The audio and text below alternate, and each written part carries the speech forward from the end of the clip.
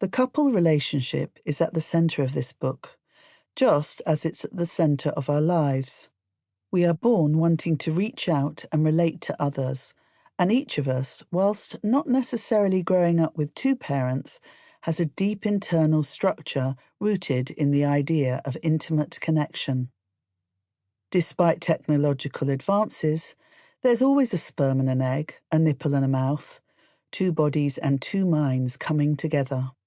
For humans, we cannot make babies single-handed, and even if we could, the drive for intercourse and human interaction would remain. We are hardwired for love. This sense of connection lies at the heart of many of our dreams and fantasies and drives the narrative of fairy tales, which Carl Jung believed revealed something about the basis of human nature. It's for this reason that I've written this book in the form of a series of psychoanalytic allegories, with fairy tale-like titles, through which I try to shed light on some of the universal themes and eternal dilemmas we face in relationships, and which draw couples together and all too often drive them apart.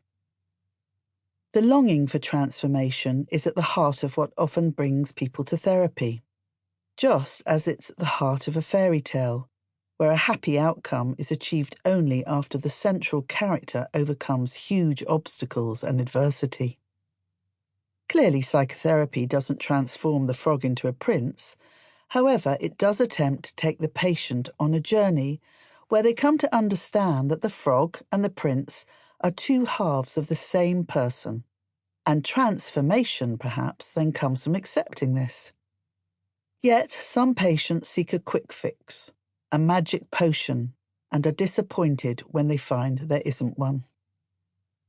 The case histories in this book are inspired and informed by more than 35 years of practice and tens and thousands of sessions with many hundreds of living, breathing patients.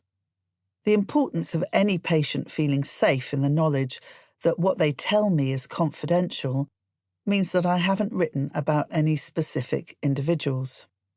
Listeners will ask, but then are these stories true? The answer is that they are true in the same way that fairy tales are true. They aim to tell a deeper truth about the human condition.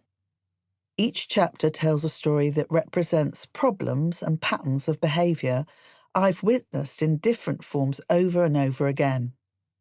Though they are not about any specific patient, they offer truths about the human need for others and the reality of our vulnerability, about the inevitability of dependence and the fear of it.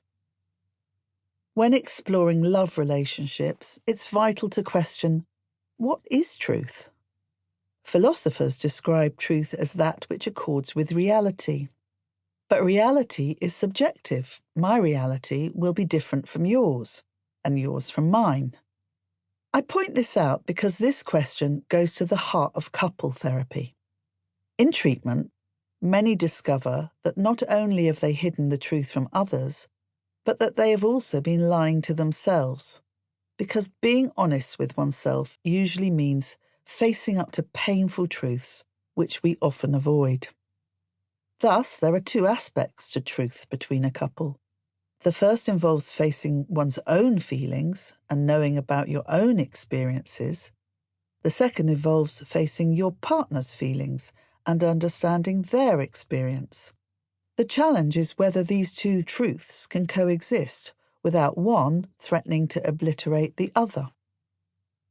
Most couples take a little time to become curious, to become interested in how their inner truth may not reflect some objective reality, but is, at least in part, a reflection of their own family experience.